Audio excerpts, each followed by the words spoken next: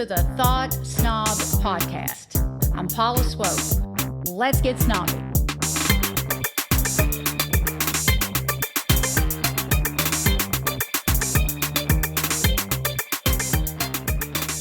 If you're curious about psychedelics, you cannot miss my conversation with Athena Short, the founder of Psanctuary, the sacred mushroom church in Louisville, Kentucky. My interview with Athena allows you to explore the sacred path of psychedelics with an expert.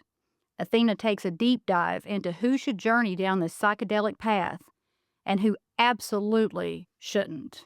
Please don't forget to like and subscribe to the Thought Snob podcast so that you always receive notifications about new episodes. So tell me about Psanctuary, because I have been so intrigued by Psanctuary. Like, you just don't know. Like, I have been on the website. I have talked about it with my husband. I've talked about it with my friends. I've asked numerous people about it. And then I find you in the Woe Network, and I'm like, oh my God, I've got to get Athena Short on this podcast. So tell me what's up about, just an overview of Psanctuary, because this is not your average, ordinary church. No, it's definitely not. Mm-hmm. So first, the P is silent. So Sanctuary. Okay. So it's just Sanctuary. Sanctuary. Okay, so good to know. When we first came up with the name and that Eric brought that, well, what if we spell it with a PS? We're like, well, do you think people are going to say P Sanctuary instead? So psilocybin, the way you spell that. Yeah. Psilocybin. You're good. Okay. So it's a play. It's a little play on words, right? Makes sense. Yeah, it's clever. But a lot of people call it Psanctuary, so it's fun. All right. Yeah. And it really came from COVID, really, from this experience of everything getting shut down and kind of reevaluating and recentering. So I'll back up a little bit because I think context always helps. Like, how did I get here? Yeah. Because that started before Sanctuary, right? Mm-hmm.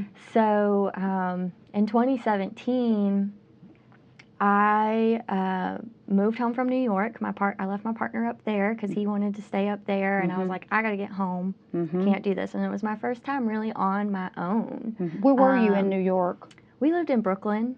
Really? Yep. Okay. Mm-hmm. Okay. And I was working in Manhattan, and my I was goodness. coming back and forth, and I was there because he was there. Sure. I wasn't really there because. So you didn't like it, or did you like it?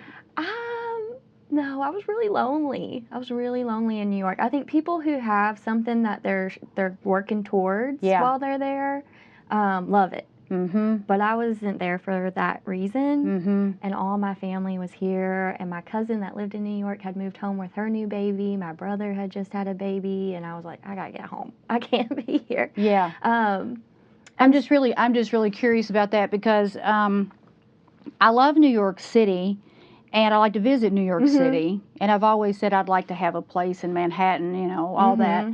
But living there, it's not full time. It's a lot different. I would think so. Yeah. We were there December before last, and I realized while we were there that I almost felt like I might suffocate if I were there in the city all the time. You can't see out. Well, the energy, it's a little frantic. Yeah, and you work 9 to 5. By the time you get home, if you don't have friends in your neighborhood, you're not seeing anybody. It's very isolating. Right. And then you're making ends meet to pay the bills, and I really love to travel. And so I was like, I can't travel. Sure. I can't come see my family, and I'm putting all this energy out there into a world that I'm not even passionate about. So it just didn't feel right. Okay. And so it was time to come home. I'm glad you shared that. Okay. Yeah. That was a hard decision to make. I bet it was. Right? And so, coming home, it was the first time I'd really been on my own. And I got my own apartment, and I was trying, like, mid-20s, figure out, what do I want to do with my life? I think you have to be alone, live alone to figure that out. Yeah. You really do. Because you have all these outside inputs and people telling you, like, oh, you should do this. You should do this. Why aren't you using your degree? Or why aren't you doing this? And, like, right. in the Midwest, all my friends were getting married and having babies. And I was just like, that's not happening. No, I never wanted to have kids. I never thought about getting married, really. Yeah. And then Will came along, and I ended up getting married, but it just wasn't on my list of, like, priority. So right. I get that. I relate to that a lot. And I spent many years alone, living alone, so I get that. Yeah. Mm-hmm. So there was a lot of introspective time that was happening that year for me. And, like, I was like, okay, what's my dream job? Like, if I want to stay with my partner who I love and care about, how do I create a job that will allow me to move around? And so I work in threes, and for me that was, I want to be able to travel and work remotely. I want to be able to put my family first. And I want to do something impactful. I want to do something that, like, is rewarding, not just help other people make money. Right. So sacrifice your time to make someone else wealthy and make someone else's dream come true. Right. Yep. I talk about that all the time. I'm trying to do that. Nope. So at the same time, I was working with a lot of cannabis to help me process. And I had the thought, I was like, you know what? I think I want to do mushrooms. They come from the earth. They are provided by God. Like, I want to have this experience. But I want to know where the mushrooms come from. I want to feel safe. And I want to trust the people I'm with. So I'm thinking about these things at the same time. I'm like, all right, how do I do this? What's it look like? I have no idea. Sure. But I start speaking out loud about it to my friends, to my family. A lot of my friends had experimented at music festivals, and, like, who do you know? Like, have you ever done it? And getting just, some information here and there, but not a lot, really. And it was actually my aunt who connected me with Eric Osborne. They were friends on Facebook through the homeschool community. So I was homeschooled by my aunt and my grandmother. She was also my youth group director and very involved in my upbringing, right? And so she was like, hey, here's this job that this person just posted. It's a mushroom retreat center in Jamaica. And his post was like, just got my first big investment, looking for an assistant, potential to travel back and forth to Jamaica. Not a coincidence at all. And I was like, well, I don't know anything about mushrooms. How am I going to work for a company that, like, that's their thing? And she was like, well, just try it. Like, just interview. Like, what's it hurt to interview? I was like, yeah, you're right. And so I did, and he ended up, this was like fall of 2017, so it really hadn't been just a handful of months since I moved home from New York. And I started working with him. I started getting into the emails, learning words like psilocybin. I had no idea that that word existed. Getting an idea for how he was operating his retreats in Jamaica, which at this point he was doing it all by himself. And so I was kind of just feeling it out, right? Just open and curious. And by 2018, March of 2018, right after my 28th birthday, I was down in Jamaica getting to have my first experiences on one of our retreats. And the way those retreats were set up, they were a week long with 3 deep dive mushroom experiences with preparation and integration before and after each experience. So it's like an intensive, like, you're going to go down and do a lot of work. Okay. And it was our first women's retreat. So this is the like first 23 time. women. Okay. Yeah, the very first time I ever took mushrooms. Oh my gosh. Okay. And I'm kind of in this position where I'm a participant, but I'm also speaking with the facilitators and kind of how things are operating and gauging, like, what's this feel like for the participant as well as for the facilitators. And that's kind of a role I've played my whole life, is like this bridge. to help people connect. Yeah. I guess. Mm-hmm. And I had felt like I'd done a lot of good internal work that previous summer of like where my mental health was and where my headspace was. And so I was just really curious, like, I was really curious to the experience. I wasn't going in with a very specific issue I wanted to address or right. Where a lot of the other attendees were. There were women there with cancer diagnosis. There were women there with extreme PTSD, treatment-resistant depression, anxiety, trauma, so all of these things. And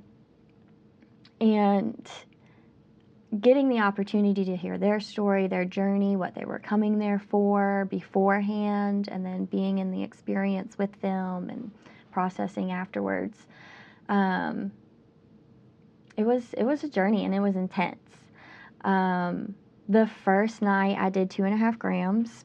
Is that a lot? That's a pretty decent dose. Okay. For a first timer. Okay. So who decided the dose? It's a collaborative decision between the facilitator and the attendee. Mm-hmm. Kind of what are your general sensitivities? Do you work with any other substances? What are you looking to address? Are you on any medications? Like all these different variables. Mm-hmm. Do you have practices outside of like breath work or yoga or meditation that you're bringing into the space that will open you up to this experience a little bit more? So it varies depending on the person, and the experience is not always dose dependent. Okay. So those are important things to know. I was getting ready to ask that. Okay. Yeah. And for me, that experience was kind of like a really good edible. Okay. And so it was really familiar and playful, and I was like, okay, like it was really a gentle entry. Mm-hmm. Also to note, pulling up to this retreat center felt like pulling up to the church camp I grew up at. So I grew up Episcopalian. I went to All Saints Church Camp in Litchfield, Kentucky every summer from the time I was in 2nd grade through high school. And being a homeschool kid, that was a place where I got to really stretch my identity. Right. And be curious. And we were encouraged to be curious and ask questions in that space, which I know a lot of people don't always get that opportunity in church environments. Sure. Right? Right. And so when I pulled up, it was like, I feel like I'm at church camp. And here I am in Treasure Beach, Jamaica, rural Jamaica. Like, couldn't be further away from Litchfield, Kentucky. Right. Yeah. And so that was a really just like, that felt good. Different culture, but a familiar energy. Easy, peaceful feeling. Yeah. I get it. Mm-hmm. And so the next day, getting to sit with that experience and decide, going into the following one. I did 5 grams that night.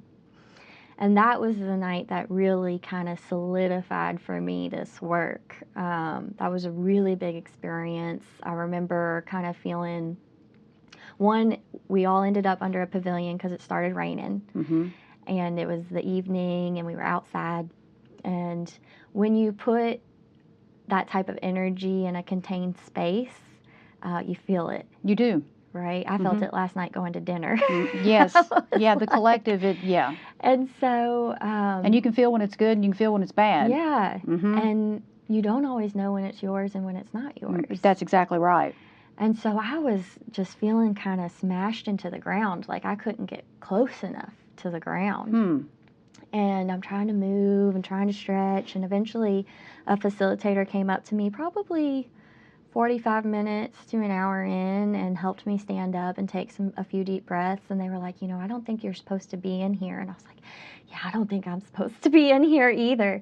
And so I was walked out to the fire outside because it stopped raining at that point, and walked out to the fire. And it was underneath the clear sky and stars that it was that connectedness feeling that mystical like experience that people have expressed. Mm-hmm. Like we're all connected.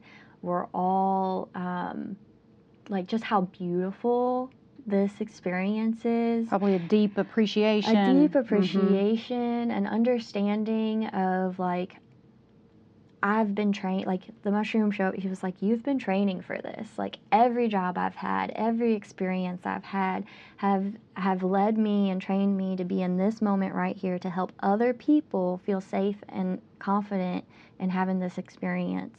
Like I could see it. I was like, oh, and you don't get that experience often when you're like, I know where I can help. Right. And I was like, I know where I can help. And at the same time, like here are these, here we are having our ceremony.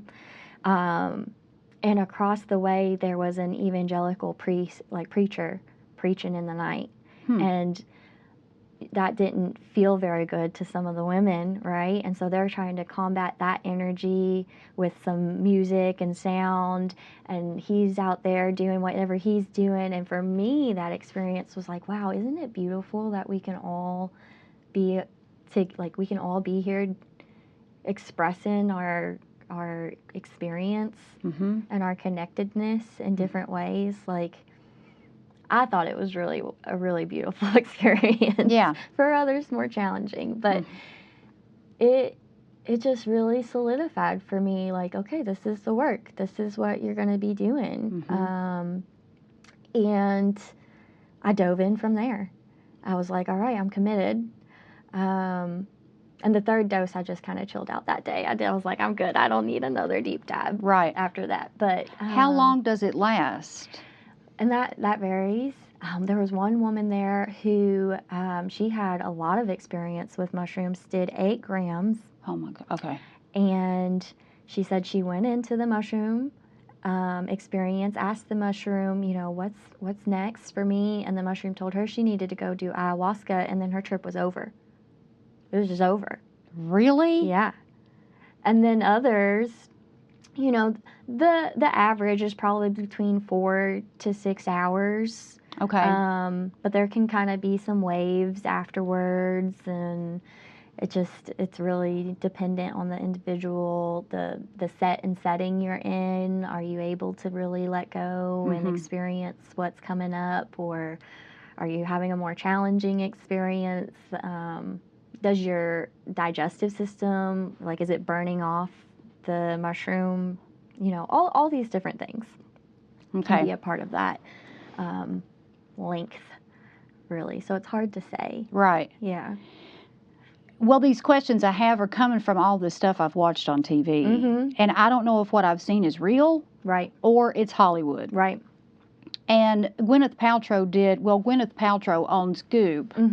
And I think, and this has been so many years ago, forgive me, I'm forgetting a lot of details, but this was, I think, something that she sent her employees on with Goop. And it was a documentary, and they were like, I don't know, maybe 6 to 8 episodes or something. Yeah. And one of the episodes was about mushrooms. They did a mushroom retreat. And I think they went to Jamaica to do that retreat. Was it? I think so. So you know what I'm talking about. Yeah. Okay.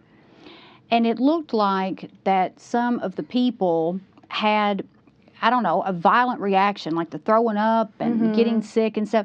Why does that happen? Yeah. So... Because I have a theory. So let me tell you what I think, and then you tell me if I'm wrong. I think if you go into that experience and you have not done the inner work that maybe you need to do, like if you've got some really harmful, deeply embedded, whether it's unconscious or subconscious, beliefs going on, a lot of emotional trauma that has not been processed, a lot of toxins in the body. I think that might be a huge catalyst in why people have those violently sick reactions, with the throwing up and stuff. Yeah. Am I onto something or am I wrong? No, you're onto something. Okay. You're onto something. So the way we describe those experiences are purging, the body purging. Okay. Energy. And so oftentimes it's not that someone, now it could be you ate something and you didn't give yourself enough time, and the mushrooms are just, it could be that the mushrooms are not, they weren't dried properly. So you always want your mushrooms to be crunchy. Okay. If they're dried. And so there could be residue, manure, those types of things. But generally speaking, it's an energetic purge. And we try to, talk about that beforehand, before we go into the space. These are things that could come up. It could look like heaving. It could look like tears. It could look like snot. It could look like urinating. It could look like shaking. So there's all these different ways that the body purges its system. And if you're storing stuff in your, so it's not normally bile from the stomach that's coming up. It's like from the heart space, right? And so yeah, you're definitely onto something there. Well, it makes sense. Yeah. And some people would equate that to a bad trip. Yeah. But but actually it's beneficial. Yeah, it might be challenging. Birth is hard. Right. Yeah. And afterwards, if you have the support to talk about it, to integrate it, to think about what came up while that was happening. Also, if we're really empathic, we hold on to other people's energies. Okay, that's good to know. Yeah, because I absolutely am. Yeah.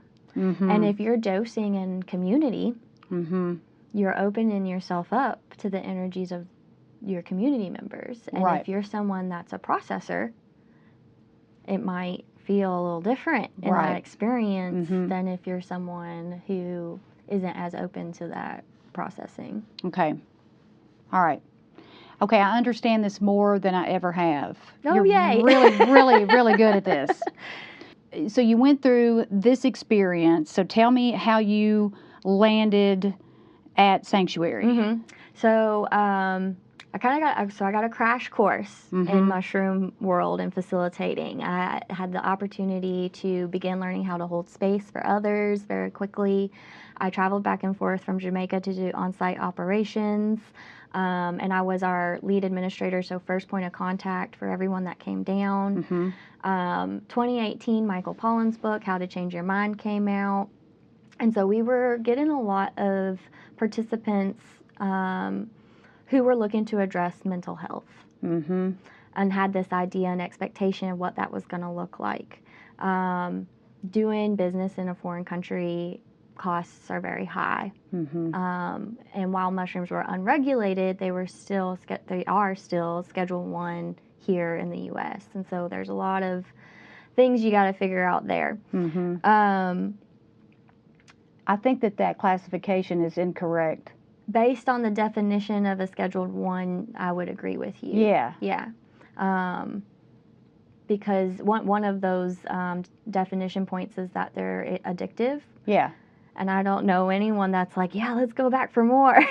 I've never known of anybody to have their life destroyed from mushrooms or overdose or anything, and that's not the case with the Schedule 1 classifications with other drugs. No. I mean, there's some hardcore drugs that are Schedule 1. Yeah. So that's why I said that. Yeah. Yeah. And a life destroyed by mushrooms is one of legal and criminal, which that's messed up. Yes. Yeah. That's really messed up. Yeah. So all that to say, I got 2 years of real intensive work down there, which was real, and I'm an immersive learner, and so I was just taking it all in, soaking it all in. And by 2020, we had grown so much. We were hosting 4 week-long retreats a month, Wow. 2 simultaneously. We had therapists and nurses on site, fully staffed and trained team members. And I was moving down. It was my 30th birthday. I was moving down to train someone to do more of the work I was doing so I could grow with the company. And I remember feeling like really hesitant about that, like, oh man, I don't know, and feeling the expectations of others on my growth. And I was like, all right, I guess this is where we're going. And I was in Jamaica when COVID happened. Oh, wow. Like we had just moved down. We flew down in February, and then we had a retreat in March, and people started canceling. they were like, I'm not going to come because there's this COVID happening. And we're like, what? Like, that's so weird. And by the end of that retreat, that last retreat we had in March, I had decided, okay, I'm going home. I'm going home because I'm not gonna get stuck on this island. My family's at home. If something's going down, I can always fly back. If not, sure. And COVID really allowed us to pause. It was like everything was just moving so fast, we couldn't even like keep up or take care of ourselves. Burnout is real when you're doing this work, and I'm very passionate about speaking up. Those who are in the caregiver role or those who are in the health and wellness community, you've got to take care of yourself. You cannot, you can't. No. So that was real. And we kept, waiting for things to open back up, I found myself on a farm in Indiana with my partner, and we kind of were able to just disconnect and reconnect. And by the end of the summer in 2020, Eric and his wife, Courtney, the co-founders of the retreat center, and myself had decided it was time to step away from that environment. There were a few reasons why. Accessibility to the experience. So I couldn't afford to go down to that retreat. My friends and family were not going to be able to afford to go down to that retreat. Right. And there's this, when you're exchanging money for this experience, there's an expectation and an unintentional harm, I think, happening in that. And so that was like a big, we could do this differently. Built-in community support. It became very clear that that was needed, and we were not able to provide it. It wasn't built in already. People would come down to these retreats, have these huge revolutionary experiences, and their spouse didn't know they were there. Their employer didn't know they were there. Their therapist didn't know they were there. And then they'd go home and not have anyone to talk about the experience with and integrate it and really take what they learned and apply it in the day-to-day interactions. And that's a disservice to the work. Yeah. Right? And then that spiritual component, like I mentioned before, it kind of just organically, the retreats geared themselves and kind of paired themselves with that clinical approach. And so we weren't really able to be upfront about this is a spiritual experience. Right. Until at the end of the week when someone was like, oh, I think there's a God.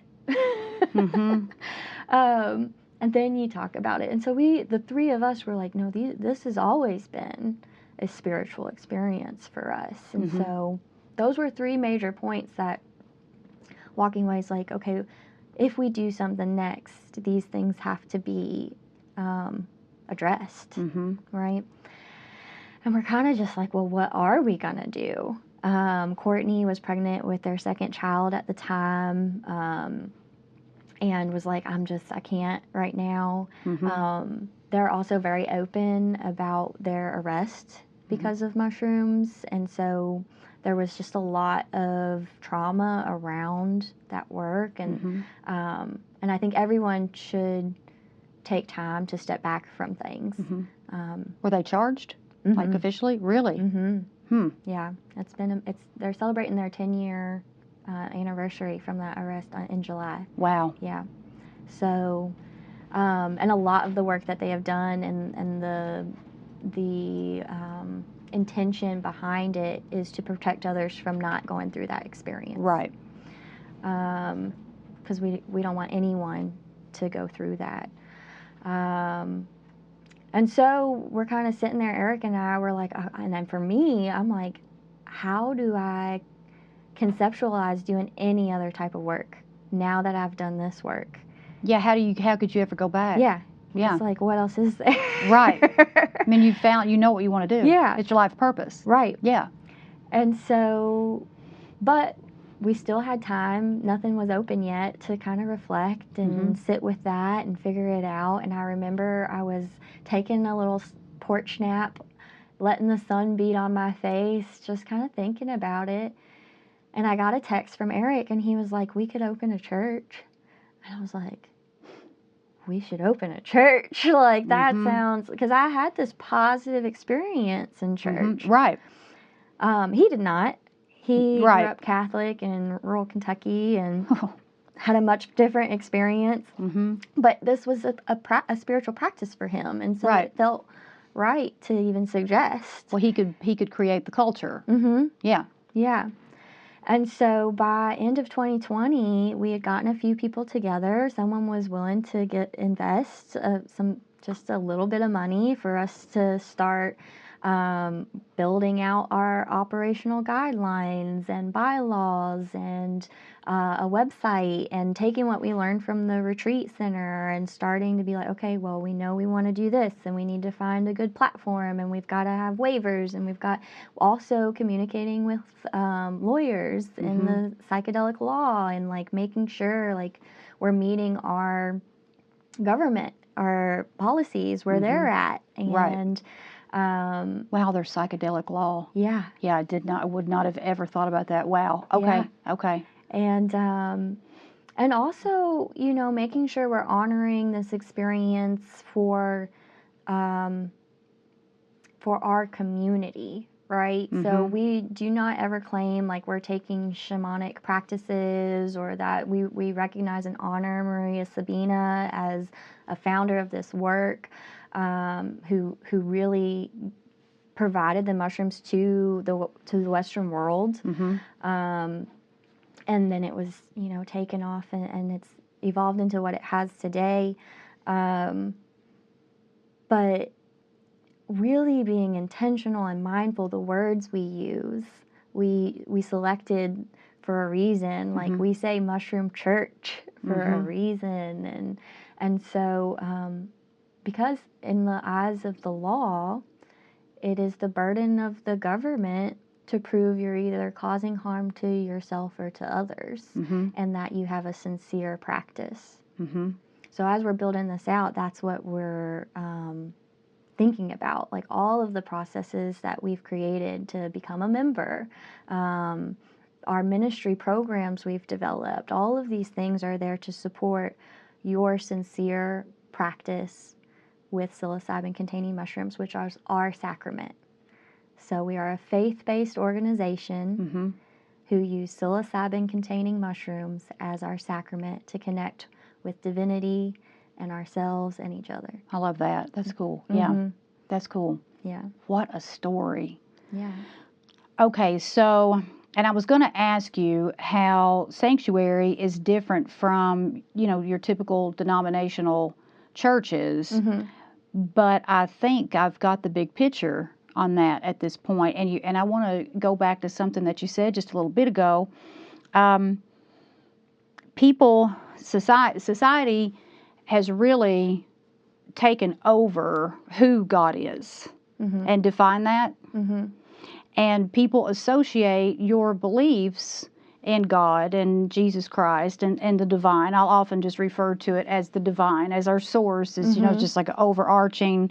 And when I say that, I'm talking about God and Jesus Christ and our angels and spirit guides and the universe and just, you know, I call it my whole spiritual board of directors. Yeah. But society has defined it so differently than what I have experienced. And the church, by its societal definition, Baptist Church, Southern Baptist, Holiness, Pentecostal, Catholic, I can keep going. Those denominations, that's what really, I want to say, muffled my relationship with the divine. Because it was like, there's this man, it's a man, maybe white even.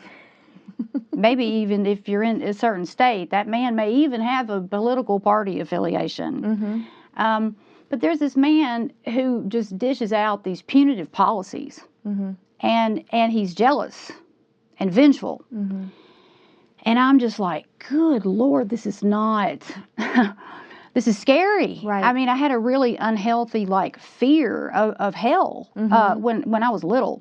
Frankly, I got, and I've said this on the podcast before. I got tired of being told I was going to hell. I just, right. It's like, and I just look at the type of communion, the type of church that you guys have created is the absolute opposite of that. It's just that word church. It signifies community. Right. It doesn't signify this black and white definition of the divine that society has created. And because I do not believe in organized religion, a lot of people have assumed and accused me of not believing in God or not believing in Jesus Christ, when it's all in my book. I absolutely wholeheartedly believe it.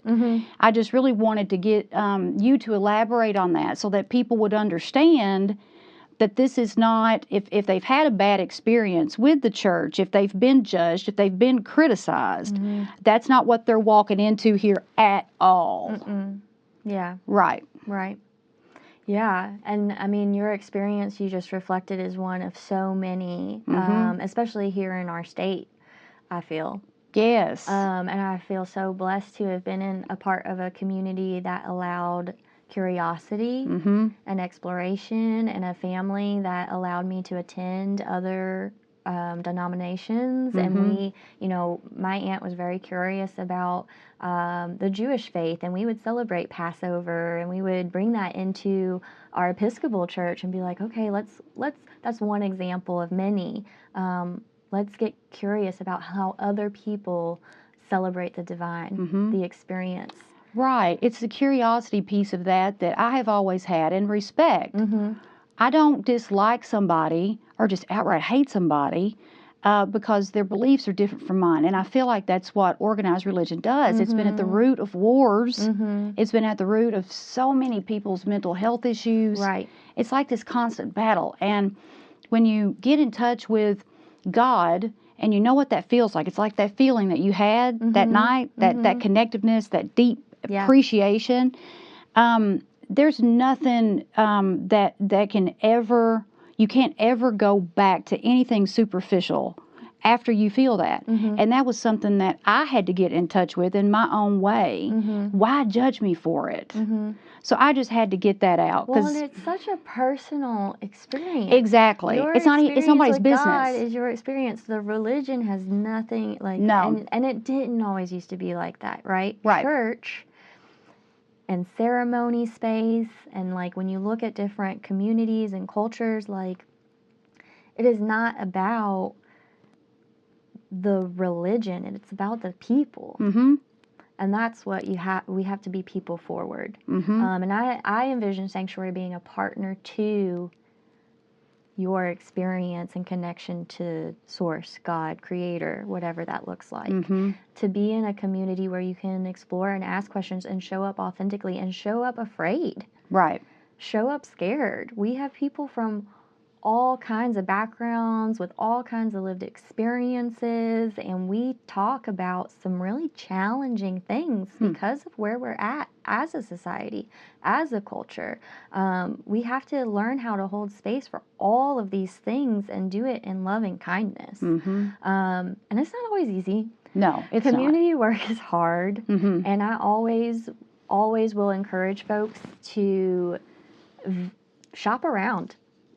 Shop around in your spiritual communities, because they're not going to all feel the same. They're not going to all look the same. And depending where you're at on your journey, is going to, and where the community is at on their journey. Like, we're still a very young organization. We're coming up on 4 solid years, and we have learned so much, but we're still in our infancy. Right. And so, we practice, we bring in principles of authentic relating, which is a whole theory, and you can go online and look that up and get involved in practicing authentic relating. But one of the first agreements is to check your assumptions, right? Honor yourself and honor others. you know, and the list goes on. But these are things we've gotten out of practice of. Yes. And so to be in a community where you can practice sharing, like, some of your most intimate and vulnerable thoughts, recognizing the impact that has on the person next to you, because you don't know how it's going to impact them. You don't know what their journey has been. And then how can we continue to flush that out, unpack that, talk about it, and do the real-time healing. I've seen it where people come in, something happens, we weren't what they were expecting, and they leave without the opportunity. If you come back the next week, we're gonna bring that challenge into the community, and we're gonna talk about it together. Like, if you come to a Sunday service, and if you're involved in some of the other community offerings that we provide, and you're getting to know each other, we're creating these relationships, and we start to this narrative in our head. Oh, I think I know Paula.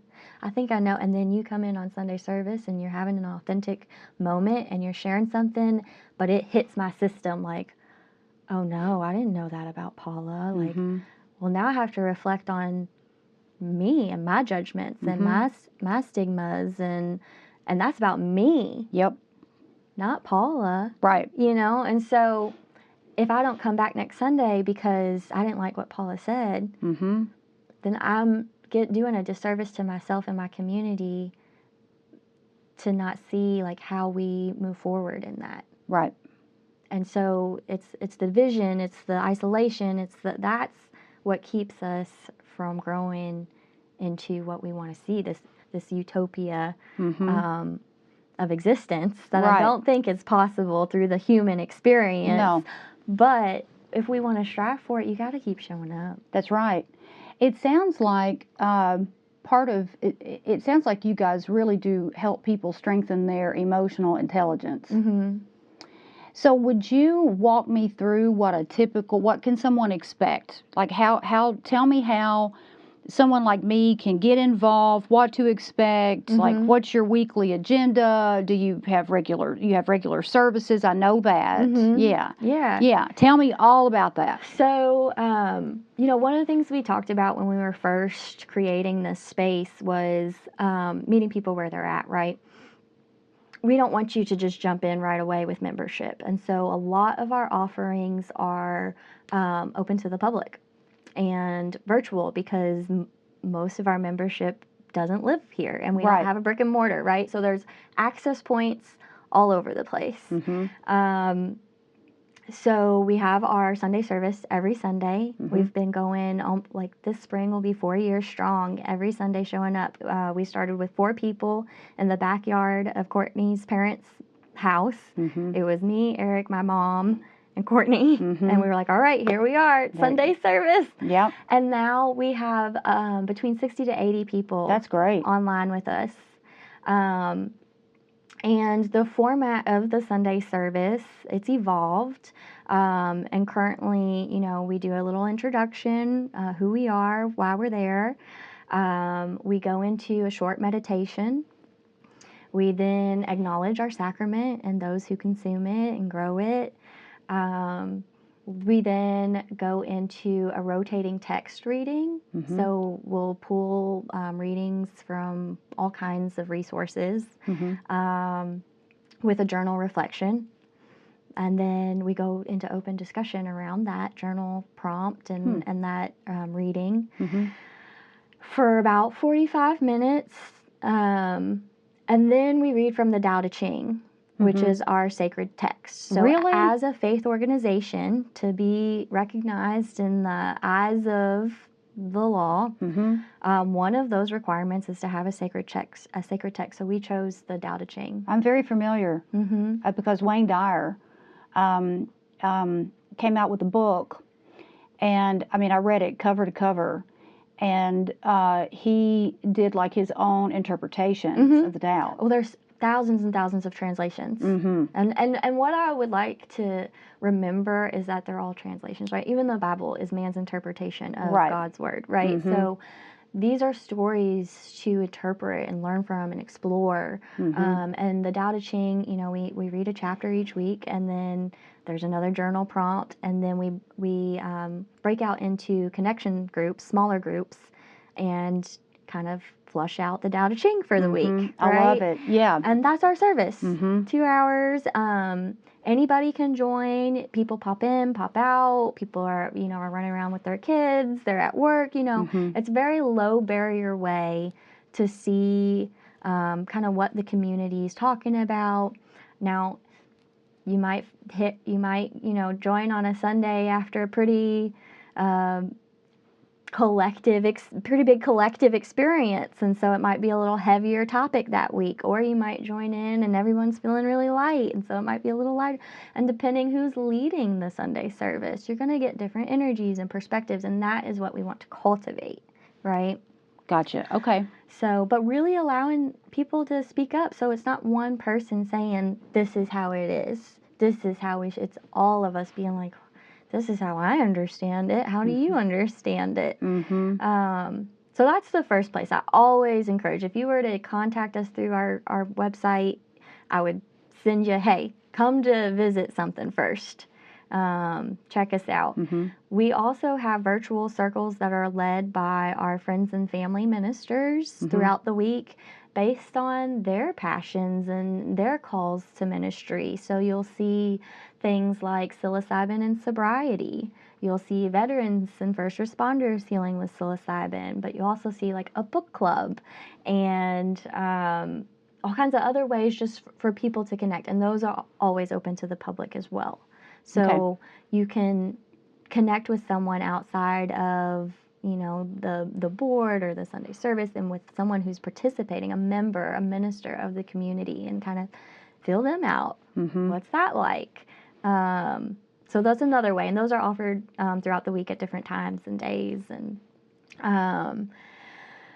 then here in Louisville, we have in-person circles. Because all 3 co-founders are from the area, it's a little easier for us to do that. And we've been doing those in-person circles for a few years now. And they have been weekly. We were rotating the type of circles they were, kind of with different themes. We took a pause this past winter because we needed to find a new space. And we found this beautiful social club over off Story Avenue called Maybe It's Fate. Oh, cool. And so we had our first circle there this past Wednesday. And I actually co-facilitated my first in-person circle for the church. So because I'm looking to become more of a leader in, even though I co-founded the church, I wasn't ready to step into that role yet. Oh, I understand that. Yeah. I'm feeling more ready. I'm feeling more excited. And so that was beautiful. I think we had probably 15, 16 people there. That's great. New faces, familiar faces. And so I'm really excited. The schedule will look a little bit different in that space. But there's going to be a lot more opportunities to gather. And again, depending who's leading and facilitating is kind of going to depend on the activities that we do and what comes up. And so I'm really inspired by what I've seen our community come together and do together. So those are a few ways. So if you've attended some of those things and you're like, all right, I think I'm ready to commit a little bit more. I think I want to become a member. So our membership onboarding process, we ask that you select a monthly donation, so $10, $20, $30, and complete an application with some general demographics, some general medical questions, and then sign our code of ethics and our liability waiver. Once you complete those items, you are opened up to our member benefits. So access to our member directory, so you can connect with other members around the world.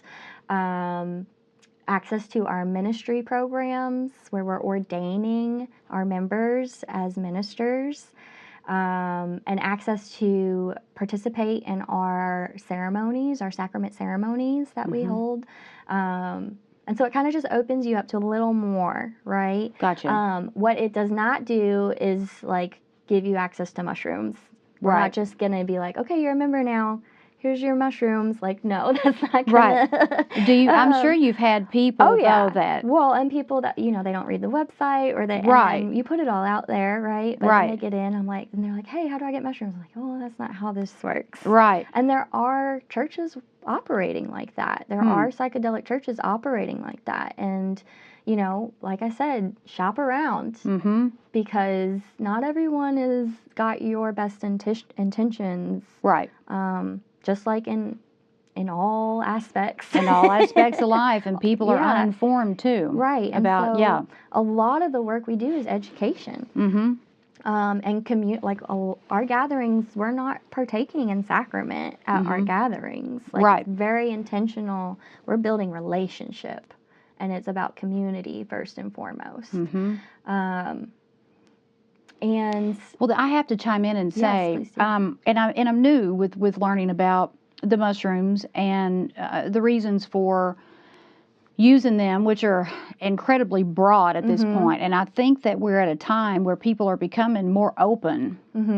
But this is not like, and I think that this is where a lot of people get this mixed up. This is not sitting around and, you know, drinking a few beers and smoking some weed and having fun with your friends. Right. And that's fine too. This is something way deeper. Yeah. This is something way deeper. Yeah. And it's for people who, I think, want to tap into their inner wisdom. Because and it's like a connector. It's like you said, you've always been like a connector. Well, so are mushrooms. Oh, 100%. Yeah. So yeah, this is not sitting around partying. This is making an investment in yourself. Yes. If you feel like it's right for you. And I feel like that, and I have never experimented with mushrooms. I'm very green here, just learning. But I would think that you would need, if someone like me, you would need a group of people who were very educated in this and who knew you and had helped you get to that point for you to decide that you wanted to take that next step. Yeah. I'm getting it. Yeah, this is great. Yeah, and not to say we can't have fun in connecting, right? And there's playfulness involved, right? But it's real intentional work. Right. It's work. There's a purpose. Yeah. And it's sacred. Right. So, that's where I was kind of going with that. It's like, it's a special, intimate experience, very, very special. It's not just sitting around drinking, like partying. Like, and that's what I really want people who are uninformed to understand. Right. Yeah. Yeah. You guys have really, I mean, it's impressive what you've built.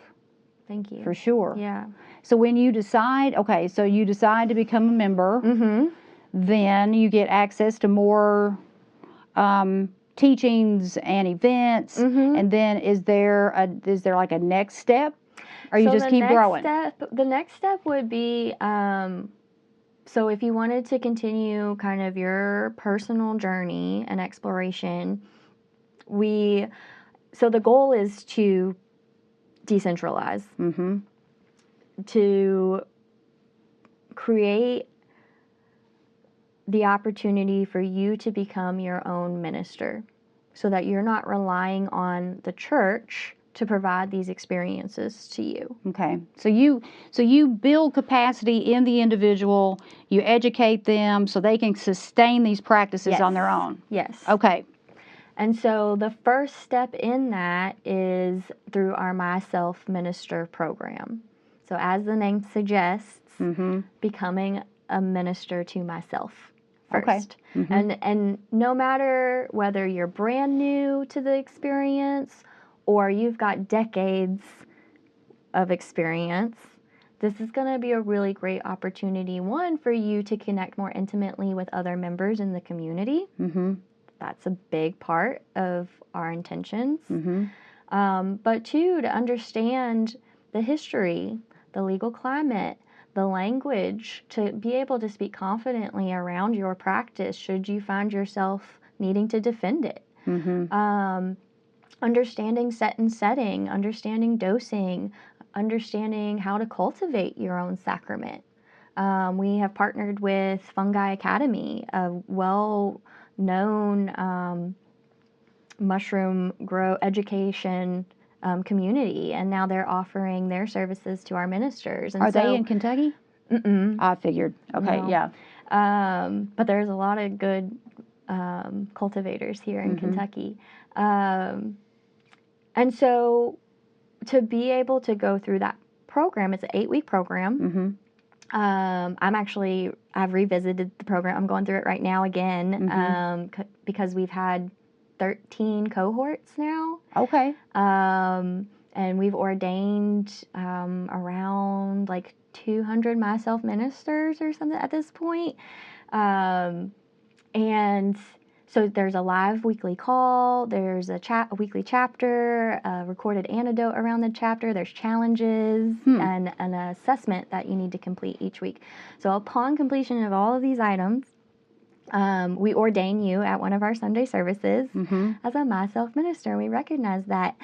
And now we also encourage, while you're building relationships, to make connections with people. You know, we always want someone to know you're going into the mushroom space. So whether they're on site or on call, whether you're seasoned or not, someone needs to know. So harm reduction, we do a lot of that. You also receive a mini 101 space holding course when you complete the program, to share that with that person. So they have kind of the basic do's and don'ts, like we don't ask someone if they're okay, even if it looks like they're having a challenging experience. Okay. We say, okay, if you need, let us know if you need something. Really, a space holder, their main priority, keep you hydrated, make sure you don't fumble getting to the bathroom. If you need a blanket, you know, basic needs. Otherwise, it's your work to be done. After the peak, and maybe you need some verbal integration, we'll be there for that, right? But we're not, when we say we're not guides, you're your guide. We're just going to companion you along the way. Right. Meet you and be like, all right, where are we at? What do we need to do to make this experience a meaningful one? So that's the first step in ministry. Okay.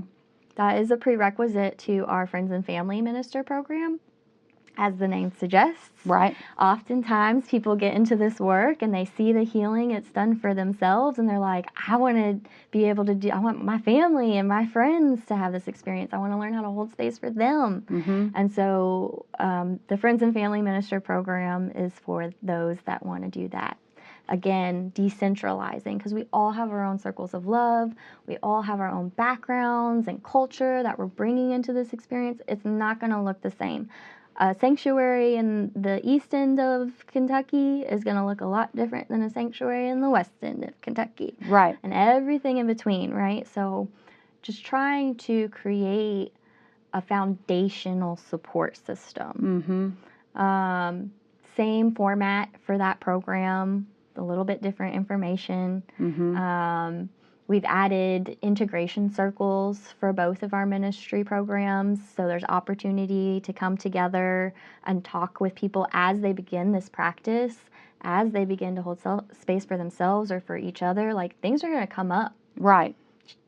Really challenging things, and we really emphasize we are not a therapeutic organization. We are not a mental health organization. We are a spiritual organization. And so we can walk beside you, but it may take a team of people to help support whatever work it is that you need or want to do. Right. So just putting that out there as Right. well. From the Friends and Family program, we have developed a Sacred Passage program. So for those that would like to work with individuals who have been either diagnosed with a terminal illness or are living with different diseases, and the family members of those people who want to work with mushrooms to better understand their journey.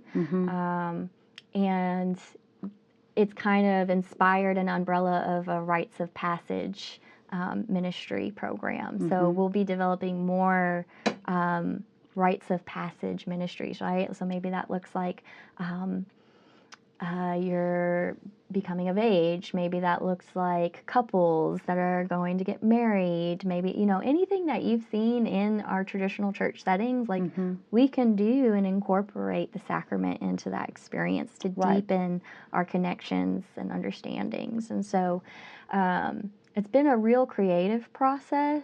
It sounds like it. And I can't take credit for the development of those programs other than participating in them.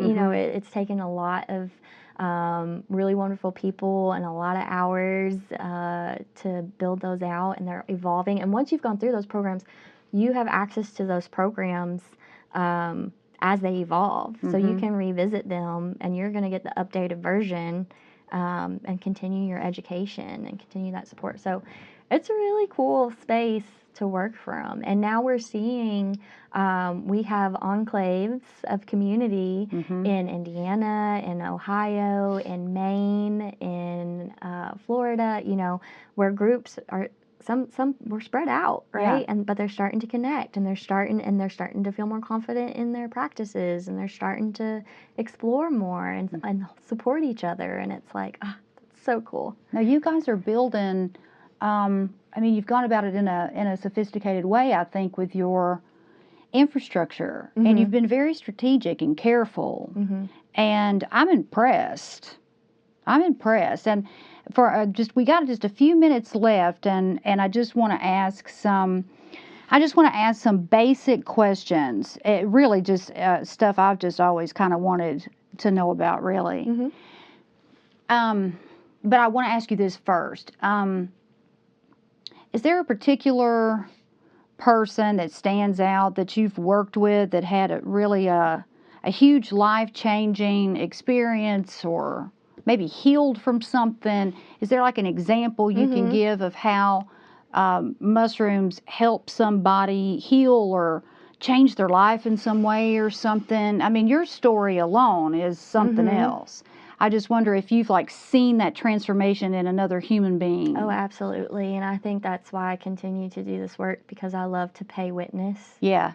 I've been a bridesmaid 27 times because I love to pay witness. And there is nothing like paying witness to the spiritual healing of someone. That's true. And to see that. So I've seen it many, many times. And the person I'll reflect on is my mom. Right? Because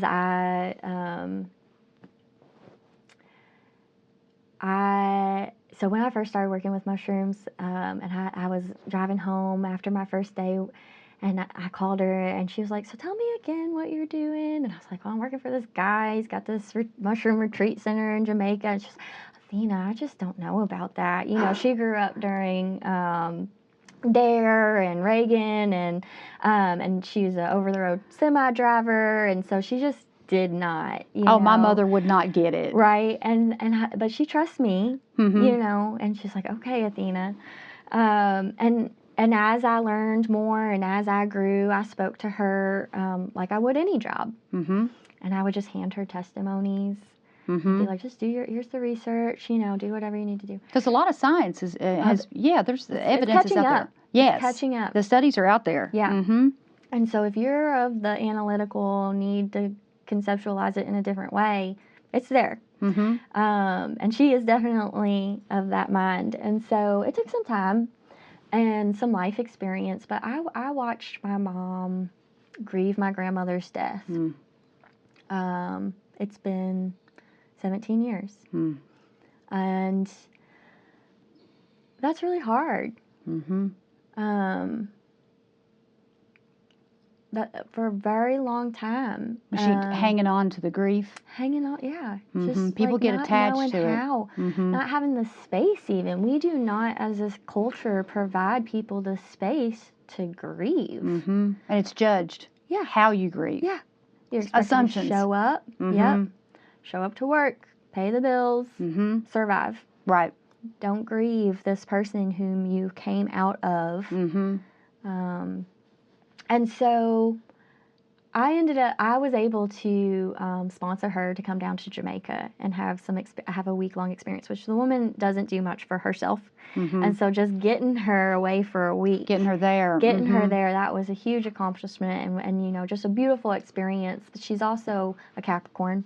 Me too. Very stubborn, very strong-willed, and a caregiver, you know. And so when she got down there in that community setting, she did some pretty high doses and kind of just sat there and paid witness. Didn't really do a lot of the internal work. But I think it gave her a little bit, she was like, okay, I can trust this experience. Because losing control is, like, I hear that time and time. I don't want to lose control, especially women. I've said that. I don't want to lose control. Yeah. And you think you're going to lose control. You're going to be fine. And so she had that experience, and she kind of walked away with, well, you know, I did it, you know, and it was good. It wasn't bad, and so, but she didn't really get into the deep work, and I think that's because of setting. Sure. Right. So then COVID happened, and then she was asking me. She was like, I really want to do mushrooms again, and I was like, I don't know if I can be the one to hold space for you. She's like, I really want. And so she just kept asking, and I kept getting more practice holding space for other people. And so eventually I was like, okay, I think I'm ready. And we sat together in the home I had just recently bought and she was living in a safe space. We did a different strand of mushroom, so that's a whole nother conversation, different potencies and different strands, and went into it. And she had one of the most challenging experiences that I've paid witness to. She got into a loop state. I'm familiar with that. Asking, am I Barbara or am I Susan? Barbara being my grandmother. Okay. Look, you know, and just kind of trying to understand, like where do I fit in this? And it was this process of grief, of grieving, and letting go of my grandmother. And it was hard to sit there and look her in the eyes and see that and just hold space. Right. Not comment on it. Because like it's your mom. Yeah, because my mom. I'm just like, you're here, you're here, you're Susan, you're here. And that was probably about a 6-hour experience that we went through where she was just extremely uncomfortable. I called chills. Right? But afterwards, the lightness that she felt. Yeah. The understanding of like who she was, and it just, and she's my biggest cheerleader, right? And so, and she's not afraid to talk about her experience and tell others like, this is what it was like, and this is how I felt after, and so I think while we are all always on our healing journey, and me being able to kind of lead the way for her as a child, and to be a part of her healing is definitely one of the most profound experiences. And her grief around my grandmother is a lot different. She holds it a lot different now. And I see that shift. Right. Yeah. And that may help you in years to come, too. Oh, yeah. To process grief. And absolutely. I unexpectedly lost my dad. This is his necklace. Oh. Last June 1st. Oh, I'm sorry to hear that. And it definitely has opened my eyes to the way in which we grieve, and the way in which I'm going to grieve the people I love and care about, and honor that spirit and connection to them. Right. Because it's more important.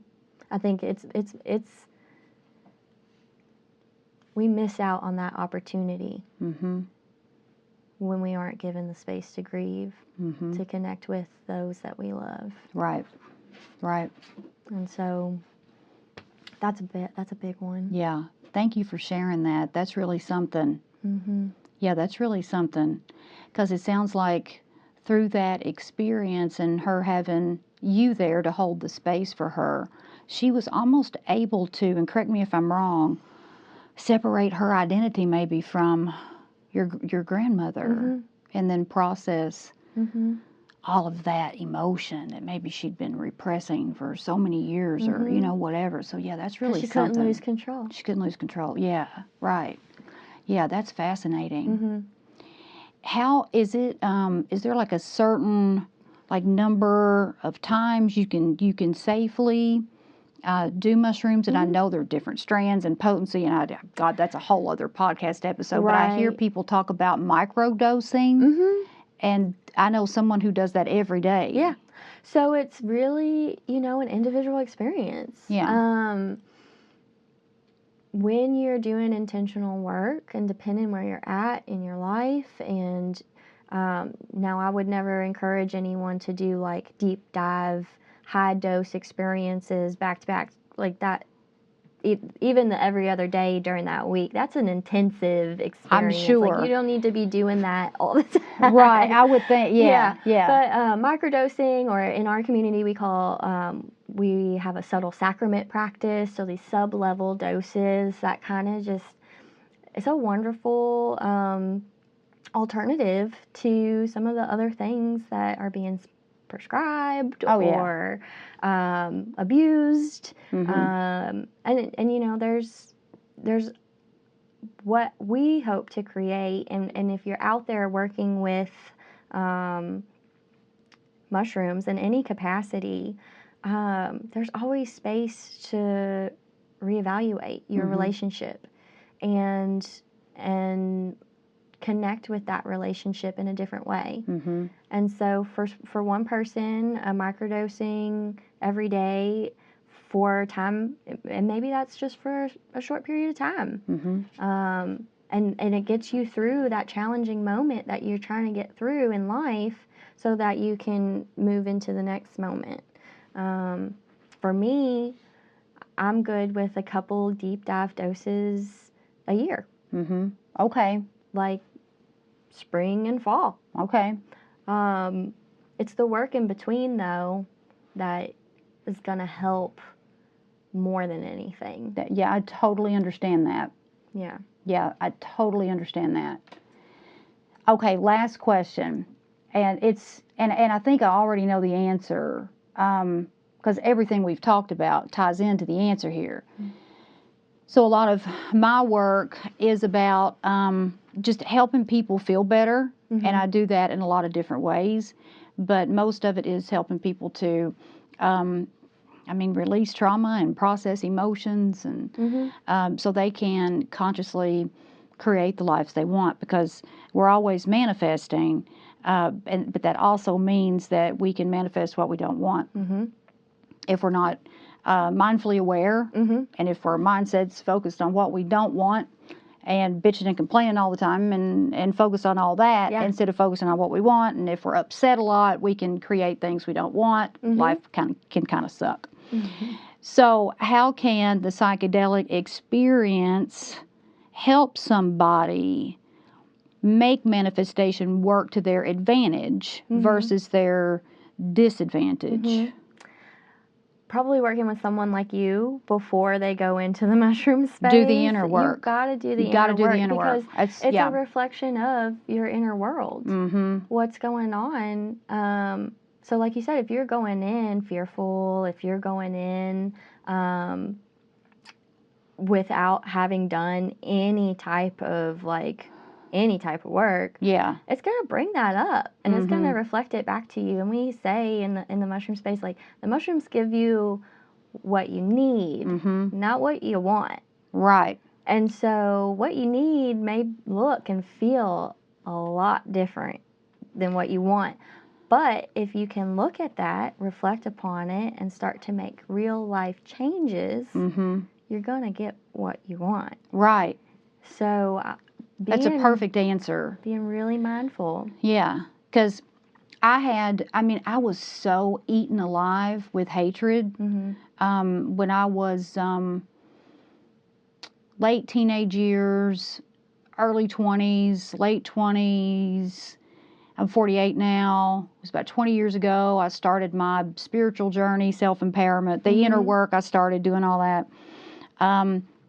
But when I was just absolutely eaten alive by hatred, I can only imagine what type of experience that I would have had then versus now. Right. Because I have worked through all of that. I mean, none of us are finished products. I mean, we're living life down here. We're human. Right. And things happen. Yep. And we get mad and we get, disappointments and things happen.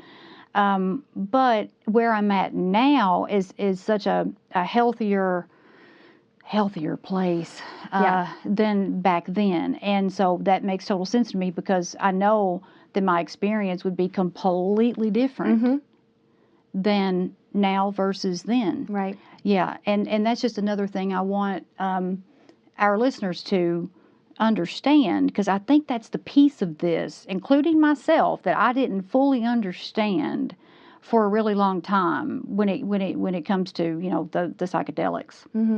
Yeah, but I think that you've done a beautiful job. Oh, thank you. Teaching and communicating all of this. Is there anything else you want to add before we close out? I mean, we've covered a lot, but if there's anything you want to say, or any other topic or anything?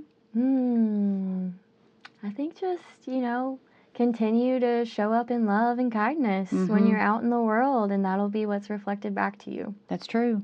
It's the truth. It's the absolute truth. Thank you so much for having me. Oh, my goodness. Thank you for being here, and you did a wonderful job.